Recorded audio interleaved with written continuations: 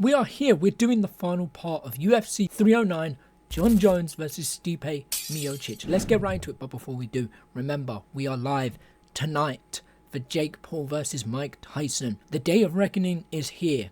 I know that was another fight card called Day of Reckoning, but this is a day of reckoning. We will also be live for UFC 309 tomorrow. Jake Paul will be live at 10:20 PM tonight, UK time. UFC 309 will be live tomorrow night at 10:50 PM. UK time. Let's get right into today's video, but before we do, make sure you like, comment, subscribe, share, and follow, and hit the bell icon to get notified whenever I upload. Let's go. We have Jon Bones Jones versus Stipe Miocic. We have Iron Mike Tyson as Stipe Miocic and Jake Paul as Jon Jones. Cherry picking their opponents, the old guys. They want to finish the old guys off. Why? Fuck knows. Jon Jones is 27-1. His country is United States. He stands at 6'4" tall. He weighed at 240 pounds, and his last win has a reach of 84.5 inches and a leg reach of 45 inches.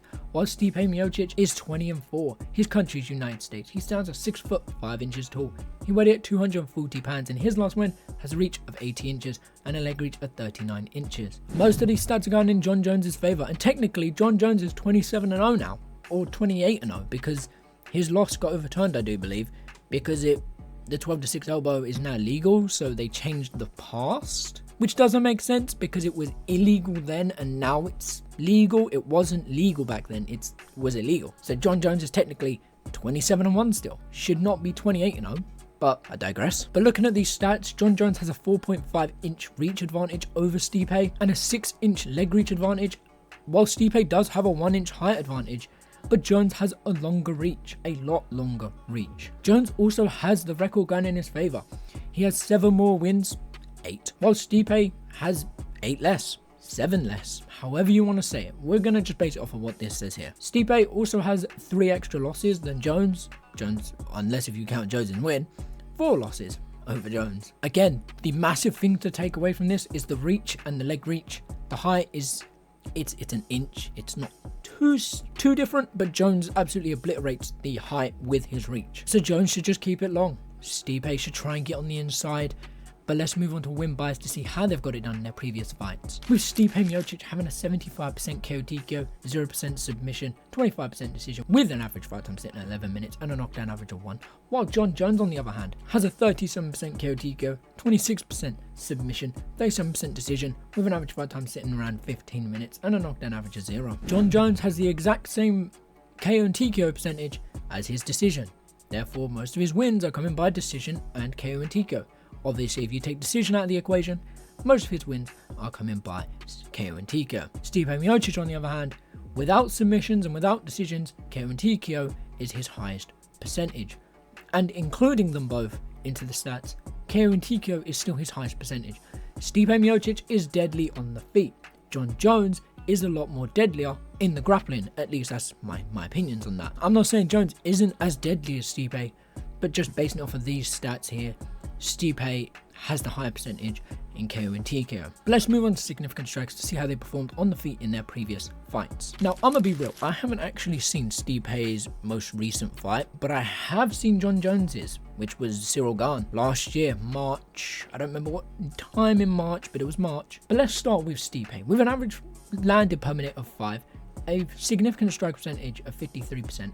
He absorbed an average of 4 punches in his last fight and a 54% defense, while Jon Bones Jones, on the other hand, had landed 4 punches per minute, 57% significant strikes, an average of 2 punches absorbed per minute with a defense of 64%. Jon Jones had the better defense, the better significant strike percentage. He had a tiny bit of a worse landing per minute, but his absorbing was a lot better than Stipe's. Stipe absorbed quite a bit. Stipe's significant strike percentage was a little bit lower. His defense was 10% lower, so it's quite a bit lower. But his landing per minute was a bit more. Stipe needs to keep this on the feet. Make sure Jon Jones does not get you down. I feel like it'll be a very tough fight for Stipe on the ground. And I feel that it would be a tough fight for Jones on the feet, but I feel like it would be... It's a coin flip with these two on the feet. It's whoever can land it first. But let's move on to the grappling to see how they've got it done in the grappling in their previous fights. With Jon Jones having an average of 2 takedowns, 45% takedown accuracy, 95% takedown defense, and a submission average of 0, while Stipe Miocic, on the other hand, had an average of 2 takedowns as well, 34% takedown accuracy, a 68% takedown defense, with a submission average of 0. All percentage-wise, Stipe Miocic has done worse than Jones. He had a worse takedown accuracy, he had a worse takedown defense, but when it comes to takedown average, it's fairly close. It isn't too close as the striking, it is very, very close for these two. Jon Jones has a higher submission average. Stipe had a 0, which means he didn't even attempt 1 submission. I feel like Stipe should use his takedown defense and avoid the takedowns as best he can. I'd say avoid trying to get Jon Jones down, keep it on the feet, keep it striking. And Jones should use his 95% takedown defense just in case Stipe does want to try and get it down, and use his 45% takedown accuracy and go for Stipe and get him down. Based on all the stats, the fight as a whole, Stipe Miocic, I would say keep it long, but you have to get in range. You have to take some risks.